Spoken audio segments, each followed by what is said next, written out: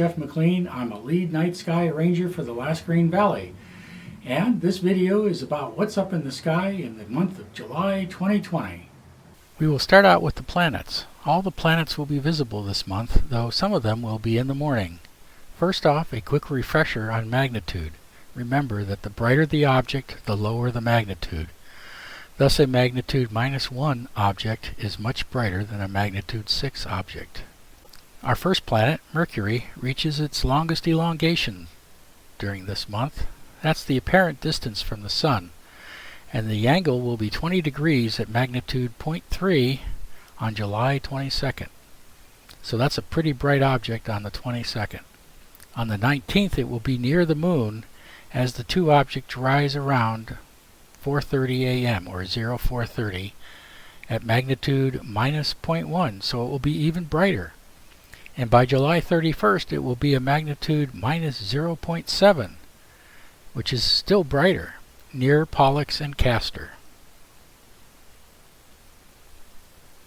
Venus is also a mooning object. Its magnitude will be -4.7 on July 10th and will be near the Hyades.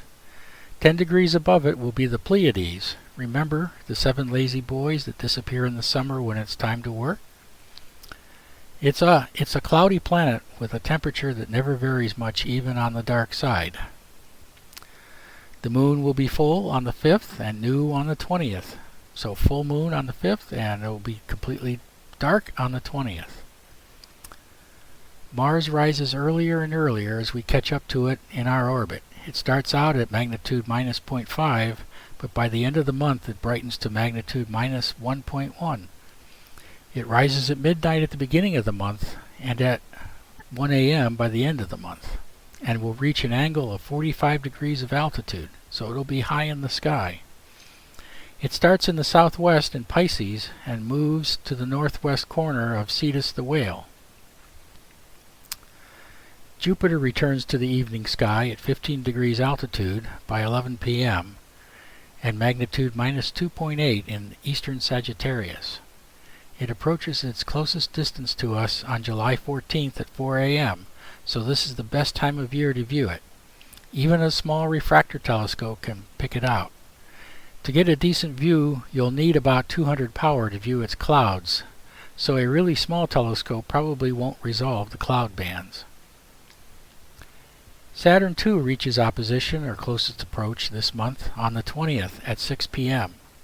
Again, you'll need at least 100 power to resolve the rings, and 200 power in good atmospheric skies will allow you to find the Cassini division. That's the black ring that separates the inner and outer rings. Saturn is about 6 degrees to the east of Jupiter and follows it across the sky.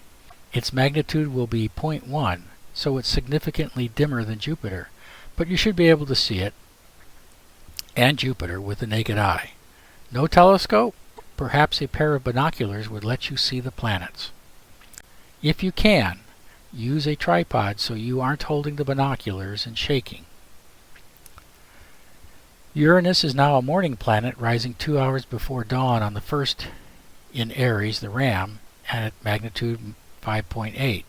And that's pretty near the limit of the human eye in a good dark sky, which is typically considered to be about a magnitude 6. So it's pretty close, and you'll have to have really good skies. At 200 power, it resolves into a decidedly blue-green disk. On the 14th, it is directly above the Moon. Neptune is a midnight planet at magnitude 7.9 in Aquarius.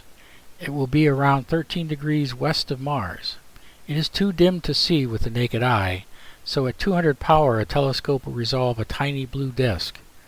A pair of binoculars will be able to see it, but a tripod is really needed to mount binoculars. Pluto is near Saturn.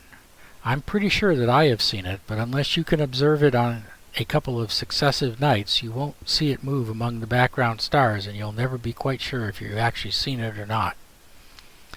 Our dearth of meteor showers is over this month as the Earth moves through the southern Delta Aquariid meteors. The meteors are active from July 12th until August 23rd, with a peak of 20 meteors per hour on July 29th, when the Moon is about a quarter full.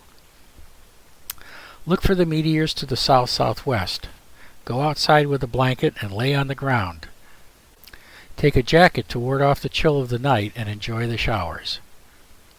Comet Pan-STARRS C 2017 T2, same as last month, is passing from Ursa Major into the Canis Venedici and into Coma Berenices, ending on the 30th near Arcturus. It shines at a magnitude 10 to 11 all this month, so you won't be able to see it with the naked eye. You'll need a good telescope and dark skies to be able to pick it out. Deep sky observing is best done when objects are high in the sky, so there is less atmosphere for the light to come through. This month's constellation is Hercules. Look for 4 bright stars forming a quadrangle almost directly overhead.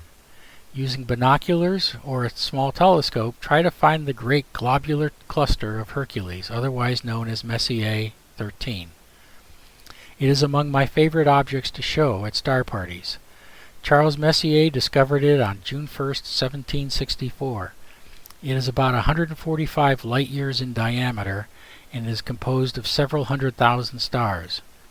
And it is about 22,200 to 25,000 light-years away from Earth. So there you have it. Any questions, send them to astronomy@mcleanresearch.com and keep looking up. So that's what's up in the sky this month. Go outside, look up, and enjoy the night skies.